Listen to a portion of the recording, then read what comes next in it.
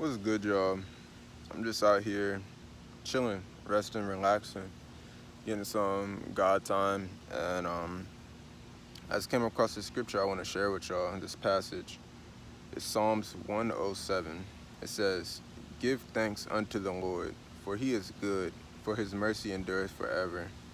Let the redeemed of the Lord say so, whom He hath redeemed from the hand of the enemy, and gathered them out of the lands, from the east and from the west, from the north and from the south.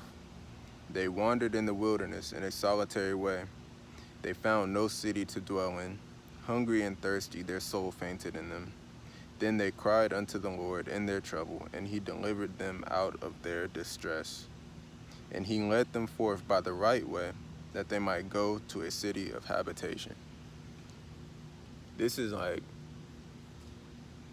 when you're going through one of those times where it's like, you just don't know, you just don't get it. Like, God seems quiet, but you know you're under a test, you're under a trial.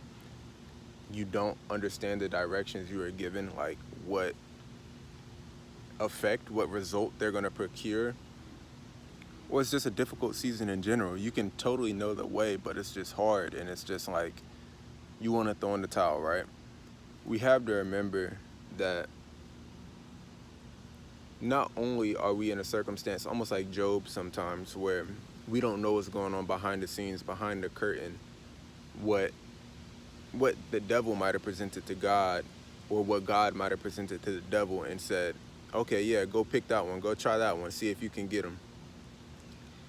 And I know there's a scripture that says you want to be able to give, that's an interesting looking bug, you want to be able to give God a reason to reply to the devil, right? So we want to be able to pass these trials, but it's only by staying faithful and obedient and really being 10 toes down on what we believe, even when it seems like it doesn't make sense, or it's too hard, or you have to die. Like, you have to do, it's that part where you have to actually slay your flesh, and you have to just be like, Lord, you got it. Whatever, I don't know, I don't get it, but you got it. I'm gonna just die, I'm gonna just slay my flesh, and I'm gonna just endure it and do what you want me to do. So, yeah, and it's important because he's talking to the redeemed.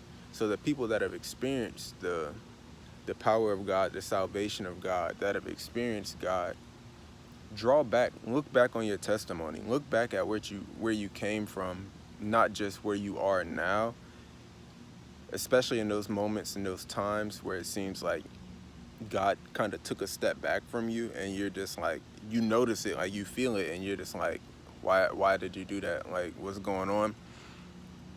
And in those moments, not become like, well, I guess He abandoned me, so I'm gonna just do my own thing, I'm gonna go back. Maybe not even necessarily going to sin, but disobey whatever commandment you got, whatever thing that you got. He may have told you to fast for a couple of days or something like that, and after a while He just stepped back, and now you're just like, I kind of want some pizza, like, you know what I'm saying? So just remember, you don't know what He's working out for you behind the scenes. You don't know what He's working out for you behind the scenes. Trust in His perfect plan. Trust in His perfect wisdom.